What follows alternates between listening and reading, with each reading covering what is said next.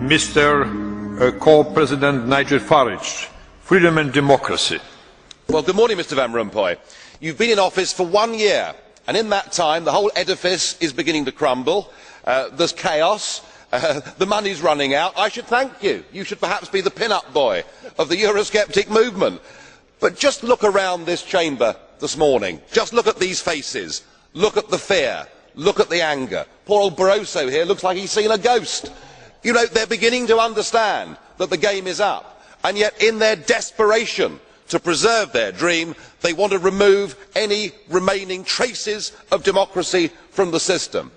And it's pretty clear that none of you have learned anything. You know, when you yourself, Mr. Van Rompuy, say that the euro has brought us stability, I suppose I could applaud you for having a sense of humour, but isn't this really just the bunker mentality? You know, your fanaticism is out in the open. You talked about the fact that it was a lie to believe that the nation state could exist in a 21st century globalised world. Well, that may be true in the case of Belgium, who haven't had a government for 6 months, but for the rest of us, right across every member state in this union, and perhaps this is why we see the fear in the faces, increasingly people are saying, we don't want that flag, we don't want the anthem, we don't want this political class, we want the whole thing consigned to the dustbin of history. And we had the Greek tragedy earlier on this year, and now we have the situation in Ireland. Now, I know that the stupidity and greed of Irish politicians has a lot to do with this.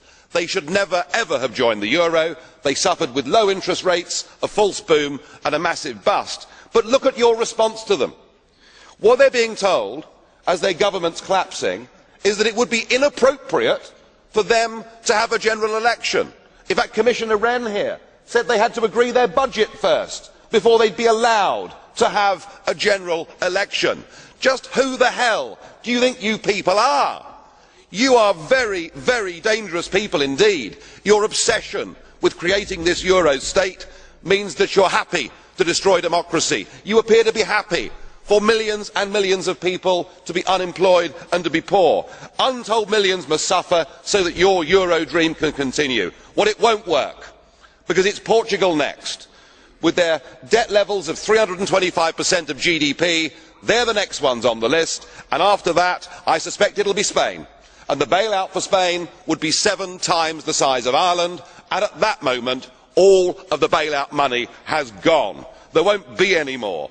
But it's even more serious than economics, because if you rob people of their identity, if you rob them of their democracy, then all they are left with is nationalism and violence. I can only hope and pray that the euro project is destroyed by the markets before that really happens. Thank you. The next speaker, Madame.